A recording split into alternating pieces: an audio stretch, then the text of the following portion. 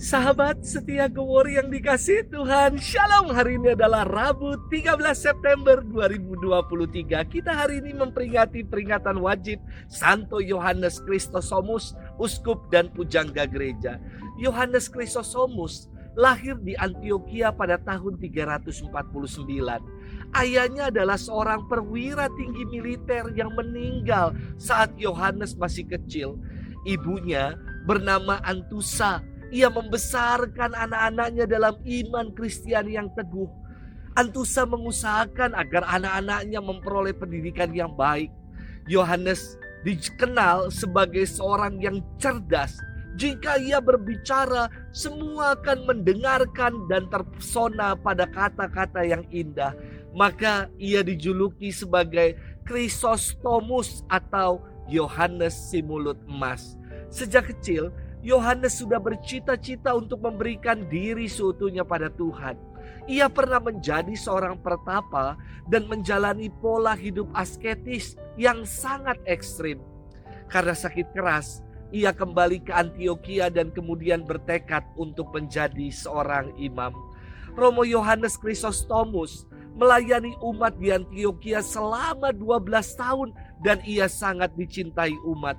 Pada tahun 397, Yohanes Chrysostomus diangkat menjadi uskup agung di Konstantinopel.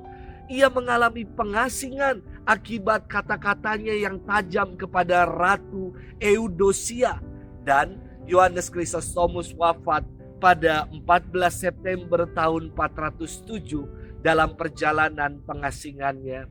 Pada tahun 1204, para Crusaders yang sedang dalam perjalanan menuju tanah suci Yerusalem memasuki kota Konstantinopel. Sangat disesalkan, para Crusaders ini membuat huru-hara dan membawa pergi relikwi dua bapa gereja ke Roma. 800 tahun setelah peristiwa penjarahan Konstantinopel, Paus Yohanes Paulus II secara resmi meminta maaf kepada gereja Ortodoks atas peristiwa memalukan itu.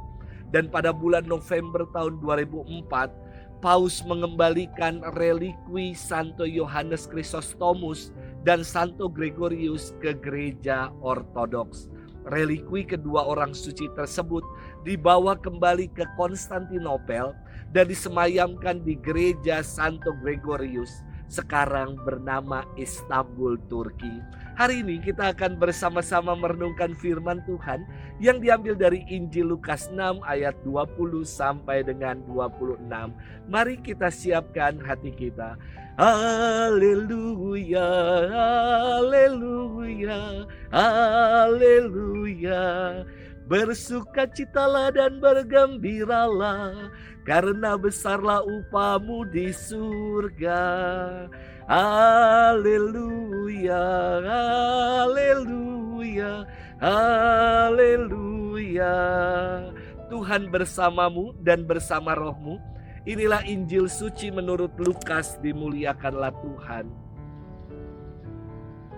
Pada waktu itu, Yesus memandang murid-muridnya lalu berkata, "Berbahagialah hai kalian yang miskin, karena kalianlah yang mempunyai kerajaan Allah.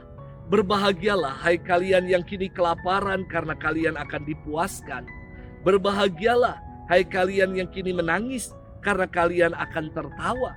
Berbahagialah hai kalian bila demi Anak Manusia kalian dibenci, dikucilkan dan dicela serta ditolak. Bersukacitalah dan bergembiralah pada waktu itu, karena secara itu pula nenek moyang mereka telah memperlakukan para nabi. Tetapi celakalah kalian orang kaya, karena dalam kekayaanmu kalian telah memperoleh hiburan. Celakalah kalian yang kini kenyang, karena kalian akan lapar. Celakalah kalian yang kini tertawa, karena kalian akan berduka cita dan menangis. Celakalah kalian jika semua orang memuji kalian, karena secara itu pula nenek moyang mereka telah memperlakukan nabi-nabi palsu." Demikianlah sabda Tuhan. Terpujilah Kristus. Sahabat setia Gowori yang dikasihi Tuhan, Shalom. Beberapa waktu lalu saya dibuat jengkel dengan maskapai low cost yang tiba-tiba tanpa pemberitahuan membatalkan, mengcancel penerbangan dan memindahkannya ke jam berikut. Tetapi ketika saya sudah sampai di jam berikutnya itu, pengumuman berkumandang bahwa pesawat kembali delay 1 jaman. Buset, ini waktu penumpang, waktu orang macam tidak berharga kah? Semua disuruh nunggu seenaknya, dibatalkan seenaknya begitu saja. Namun dari pengalaman ini akhirnya saya bermenung. Buat apa saya jengkel? Dan saya jadi gak happy dan tidak bahagia. Gak ada gunanya juga ngomel-ngomel sama CS, sama customer service, atau kirim-kirim komplain. Lah, memang track recordnya buruk dan khalayak sudah tahu. Maka akhirnya saya memutuskan untuk tetap happy dan tidak mau terbawa emosi. Sahabat setia Gowori yang dikasihi Tuhan, firman Tuhan hari ini sangat meneduhkan. Sabda bahagia dalam versi Injil Lukas yang kita renungkan hari ini memuat 4 sabda bahagia dan 4 sabda celaka atau peringatan. Yang disebut bahagia adalah mereka yang miskin, yang lapar, yang menangis, yang dibenci, dikucilkan, dicela, dan ditolak. Aneh sekali. Mengapa kepada mereka yang dalam pandangan dunia hidup menderita, hidup sengsara, kok malah disebut bahagia? Karena ternyata kebahagiaan mereka bukan dalam kaca pandang mata dunia. Kebahagiaan mereka adalah karena Allah mengaruniakan dan mengganjar mereka yang setia dengan kebahagiaan sejati. Mereka yang miskin secara materi, namun kaya secara rohani. Mereka yang lapar secara fisik, namun kenyang karena firman Tuhan. Mereka yang menangis karena berduka, namun bahagia akan Allah yang akan menghibur dengan kehidupan abadi yang dijanjikannya. Dan mereka yang dibenci, dikucilkan, dicela dan ditolak oleh dunia, namun dirangkul oleh Allah karena kesetiaan mereka. Inilah kebahagiaan menjadi pengikut Kristus. Sahabat setia Gowori yang dikasihi Tuhan, kontras sekali dengan 4 sabda celaka atau peringatan yang disampaikan oleh Yesus. Kepada mereka yang kaya namun miskin dalam iman. Kepada mereka yang kenyang akan makanan dan minuman dunia namun lapar dan haus akan firman Tuhan.